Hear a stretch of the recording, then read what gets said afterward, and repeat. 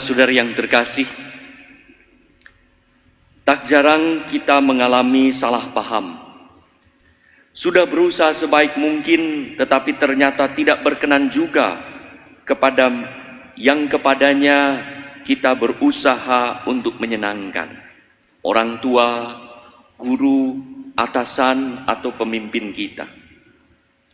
Sebaliknya kita juga jengkel atau bahkan marah kepada seseorang karena kita mengharapkannya berbuat ini dan itu kepada anak-anak, murid, bawahan, karyawan, tetapi ternyata ia tidak melakukan seperti yang kita inginkan. Salah satu penyebabnya adalah gagal fokus. Orang gagal fokus itu diibaratkan dengan orang yang tergesa-gesa memasuki suatu ruangan dan ia berhadapan dengan pintu, didorong-dorong. Ternyata pintu tidak terbuka dan orang akhirnya berteriak, "Tolong bukakan pintu. Siapa yang mengunci pintu ini?" Padahal di pintu itu ada tulisan geser. Maka selama tidak digeser, didorong-dorong, tidak akan terbuka.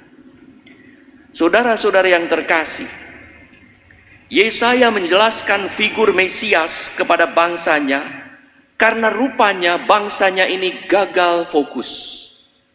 Mereka mengharapkan Mesias yang begini dan begitu, yang hebat, kuat, melawan, beringas, berkuasa, mengalahkan, menakutkan. Tetapi Allah mempunyai rencana yang tidak dimengerti manusia. Yesaya menggambarkan Mesias sebagai pribadi yang lemah lembut, diurapi oleh Roh Kudus untuk menegakkan hukum ilahi. Jika diperlakukan apapun, ia tidak akan membalas. Ia akan tetap lemah lembut. Penyelamat itu bagaikan keset yang bertuliskan welcome.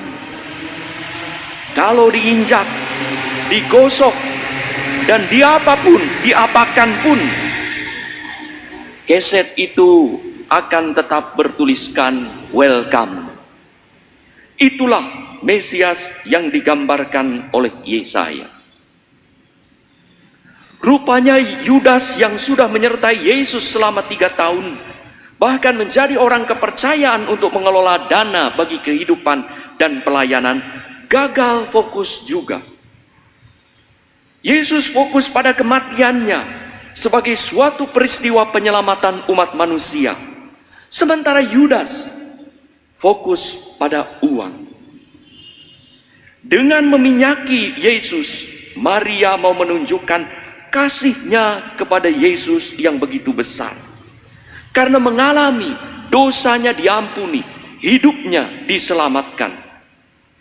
Yesus menggunakan momen itu sebagai momen persiapan penguburannya yang akan terjadi karena ia akan menderita dan wafat demi menyelamatkan manusia. Yudas ngomel. Dengan berlagak sosial, ia menggunakan orang miskin, menyalahkan Yesus seolah Yesus tak peduli pada orang miskin. Padahal hati dan budi Yesus ada pada orang miskin, sehingga seluruh energinya diberikan juga untuk orang miskin. Yudas pun ditegur, seolah-olah Yesus berkata, "Kata-katamu untuk orang miskin, tetapi hati dan budimu tidak ada pada mereka.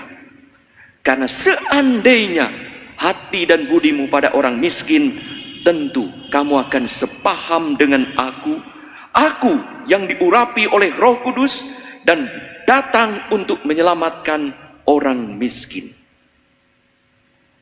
Yudas ada bersama dengan Yesus, tetapi hati dan budinya mengembara kemana-mana. Dikatakan dalam Injil hari ini, suka mengambil atau mencuri uang. Fokus dan pikirannya ada pada uang. Hingga energinya pun tersebar kemana-mana. Pengkhianatan terjadi saat Yudas justru bersama ada pada Yesus, tetapi gagal fokus, tak memahami tujuan hidup Yesus. Saudara-saudari yang terkasih, kadang kita berusaha mendorong bahkan merayu orang untuk berbagi materi dan energi untuk mereka yang membutuhkan. Padahal yang lebih penting adalah bagaimana mendoakan, mendidik, membantu dan mendorong orang agar memiliki hati dan budi yang tertuju kepada Allah. Sehingga materi dan energinya pun akan dibagikan dengan sukacita untuk kepentingan karya Allah melalui tindakan amal kasih kepada mereka yang membutuhkan.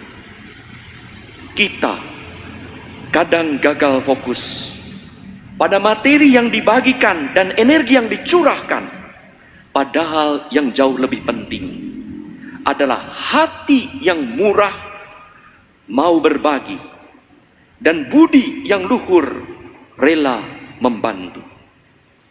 Dalam berbagi, bukan soal berapa banyaknya, tetapi bagaimana hati dan budi kita yang rela berbagi dengan sukacita karena mengalami hidup